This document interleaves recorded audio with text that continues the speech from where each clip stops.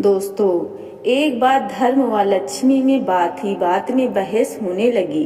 धर्म बोला, मैं बड़ा हूँ, मेरे बिना सब कुछ बेकार। लक्ष्मी माता बोली, मेरे बिना सब बेकार, ना खाना ना सुख शांति कुछ भी नहीं। अपनी अपने को बड़ा बता रहे थे। जब कोई निर्णय नहीं निकला तो दोनों देवताओं राजा इंद्र के पास गए। बोले, आप हमारा फैसला कर दो। इंद्र ने कहा, बात क्या है? धर्म बोले, मैं बड़ा हूँ। लक्ष्मी माता बोली, मैं बड़ी हूँ।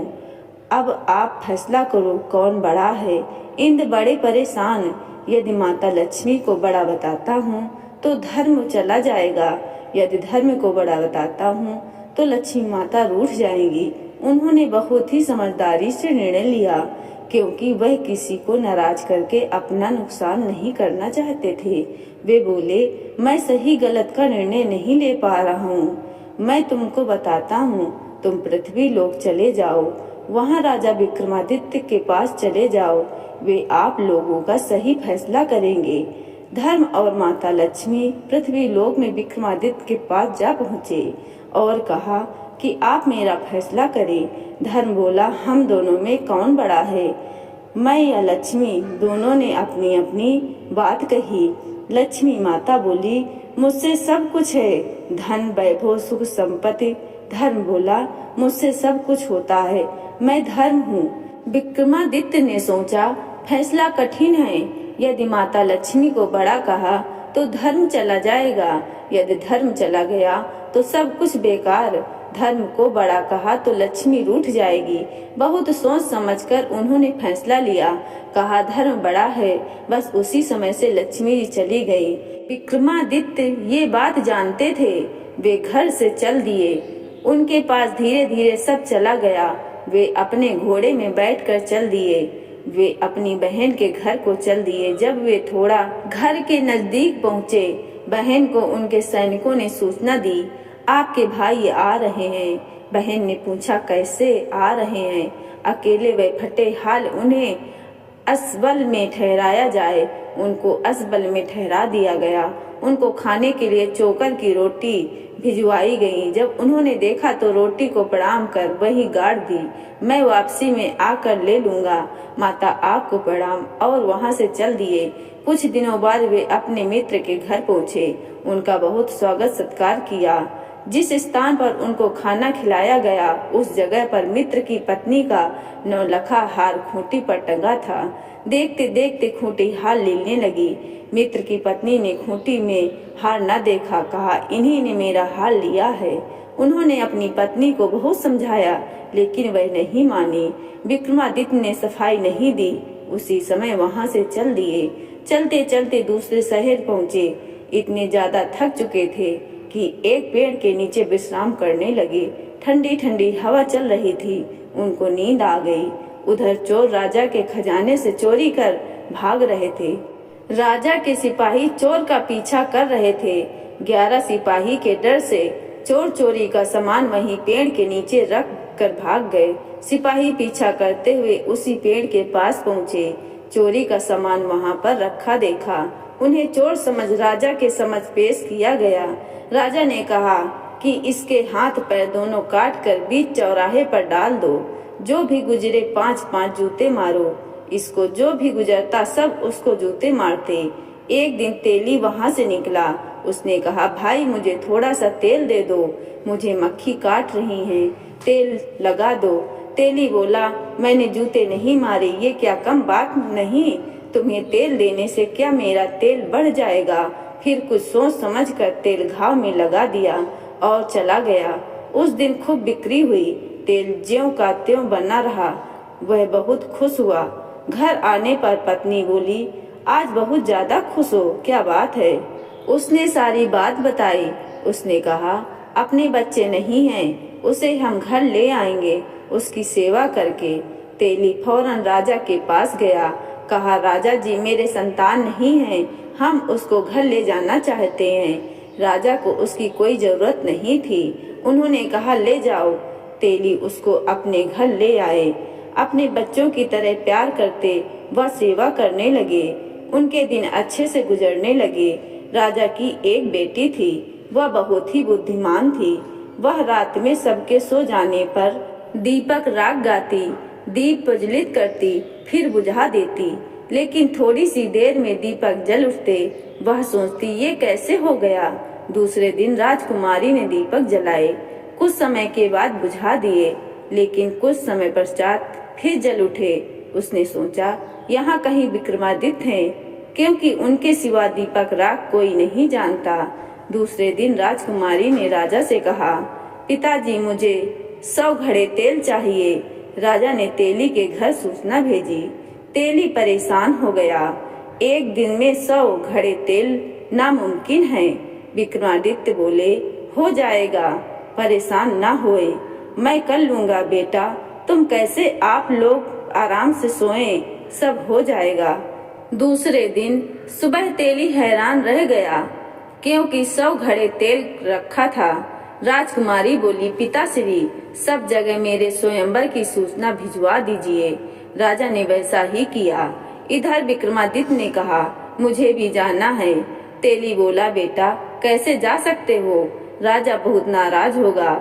जब विक्रमादित्य नहीं माने, तब तेली ने तेल भिजवाने के बाद तैयार कर उसको वहां ले जाकर बैठा दिया।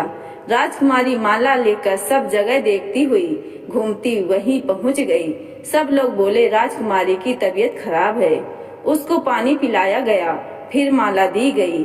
वह दोबारा घूमती घूमती वहीं जा पहुंची, फिर माला उन्हीं के डाल दी। सब लोग बोले, ये जानबूझकर ऐसा कर रही है। उसकी भाभी व भाई बोले, भेज दो। वह खुशी खुशी उसके घर चली गई। तेली सोचे, ये मेरे घर कैसे रहेगी, लेकिन वह उसके घर आराम से रहने लगी। एक दिन विक्रमादित्य ने कहा, अपने घर जाओ, उनसे कहना मेरे पति को हिरण का मांस खाना है। वह अपने पति को इनकार न कर सकी। अपनी माँ के घर गई। भाभियों से बोली, मुझे हिरण के मांस खाने की इच्छा है। भाभियां बोली, किसी अच्छे आदमी से शादी करनी थी। और कुछ बोले। वह वहां से चली आई। जो हुआ वह सब कह सुनाया। फिर वहां जाओ, अब की बार मेरा घोड़ा व तलवार ले आओ, साथ में मेरा रुमाल ले जाओ। अगर परेशान करे तो रुमाल दिखा देना, आ जाएंगे। राजकुमारी फिर अपने मायके गई, फिर आ गई।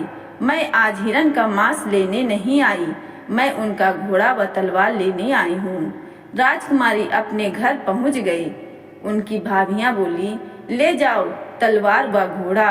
भाभियों ने सोचा, इतना खराब घोड़ा है, हमें क्या फायदा। जब राजकुमारी घोड़ा व तलवार लेने पहुंची, घोड़ा मारने व तलवार काटने को बढ़ी। उसे याद आया कि आते समय रुमाल दिया था दिखाने के लिए। तुरंत रुमाल दिखा दिया, वह शांत हो गए। वह उन्हें लेकर वापस लौट आई। दूसरे दिन सुबह विक्रमादित्य ने कहा, मुझे शिकार पर जाना है। वे घोड़े के पास पहुँचे, उसमें बैठने की कोशिश करने लगे। ये देख राजकुमारी के आंखों में आंसू आ गए। उसने मुंह दूसरी तरफ कर लिया। राजकुमारी के आंसू देख लिए थे, इसलिए घोड़ा दौड़ते हुए वहां से निकल गए। वहां हिरन, शेर व अनेक जानवरों का शिकार किया। उनकी पूंछ व कान काट लिए और वहीं छोड़ दिया। थोड़ी देर के बाद राजकुमार अपने सैनिकों सहित आए। वहां शेर, हिरन, अन्य जानवरों के शिकार के शव देखकर खुश हुए। शिकारी को धन्यवाद दिया। अब उनको बहुत प्यास लगी थी। पानी पीने के लिए ज्यों ही गए, वहां उनको एक योगी दिखा। उसने पानी पीने के लिए शर्त रखी। उन लोगों को बहुत प्यास लगी थी। उन लोगों ने शर्त पूछी। योगी ने कहा, पानी जब पी पाओगे, जब अपने कूल्हों को चिमटे से दबाओगे। प्यास से बहुत ज्यादा व्याकुल थे, इसलिए उनकी बात मानने के सिवा कोई और चारा न था। इसलिए अपने को दगवाने के लिए तैयार हो गए। योगी जी से चिमटे से दगवाने के बाद पानी पिए, फिर घर को प्रस्थान किया। इधर विक्रमादित्य घर लौटकर आ गए। राजकुमारी से बोले, अपने घर जाओ। राजकुमारी फिर अपने घर गई। भाभियों ने ताना मारा, आज हिरन के मांस की चाह तुमको यहाँ खींच लाई है क्या? भाइयों ने हिरन का शिकार किया है। हाँ, क्या आप दिखा सकते हैं? क्यों नहीं, शिकार लाकर दिखाया गया। राजकुमारी बोली, इनके कान व पूंछ कहाँ हैं? अब इन लोगों ने देखा जानवरों के पूंछ व कान नहीं थे। हाँ, इनके पूंछ कहाँ हैं? राजकुमारी ने थैला उनके सामने पटका जो अपने पति के पास से लाई थी। तब दिया, ये क्या है? इन्होंने शिकार नहीं किया, पूंछ व कान ये हैं। कैसे मानूं? भाभियां बोली। इनसे पूछो पानी के बदले कौन सी शर्त पूरी की? इन लोगों के पैंट उतरवा कर देखो। पैंट उतरवाने पर चिमटों से पुट्ठे दगे थे। क्या वो? हाँ, वह योगी मेरे पति विक्रमादित्य थे, राजा विक्रमादित्य। उन लोगों को बहुत ही गलीन हुई। वे लोग राजकुमारी के साथ तेली के घर गए और उनसे माफी मांगने लगे। वे बोले, शर्मिंदा ना हो, आप लोगों का कोई कसूर नहीं। तेली को पता चल गया। वह बोला, मुझे मालूम नहीं था। आप परेशान ना हो, आप मेरे धर्म पिता व माता हो। आप लोग को परेशान होने की जरूरत नहीं है, आप मेरे धर्म के माता पिता हैं। फिर सबसे विदा ली और चल दिए। वहां से चलने के बाद वह अपने उसी मित्र के यहाँ पहुँचे। मित्र ने स्वागत किया। जब उनको खाना खिलाने के लिए उसी कमरे में बिठाया गया जहाँ पर खूंटी हार निगल गई थी। ज्यों ही उन्होंने खाना शुरू किया वैसे वैसे खूंटी हार बाहर निकलती जाती। खाना खत्म होते होते खूंटी से हार बाहर आ गया। रानी बड़ी शर्मिंदा हुई और बार बार माफी मांगने लगी। माफी मत मांगो। उनसे विदा लेकर अपनी बहन के घर को निकले। सैनिकों ने बताया कि आपके भाई आ रहे हैं। वो कैसे आ रहे हैं? अच्छा, हमारे महल में ठहराया जाए। विक्रमादित्य बोले, बहन मैं वहीं रुकूंगा जहां मैं रुका था। भाई माफ कर दो, बहन तुम्हारी कोई गलती नहीं। ज्यों ही रोटी धरती से निकाली, लक्ष्मी माँ प्रकट हो गईं और आशीर्वाद दिया, सदैव खुश रहो, तुम्हारी जीत हो, धर्म की जय। दोस्तों, अगर वीडियो अच्छी लगी हो तो एक लाइक, शेयर और हमारे चैनल को सब्सक्राइब करना ना भूलें। धन्यवाद।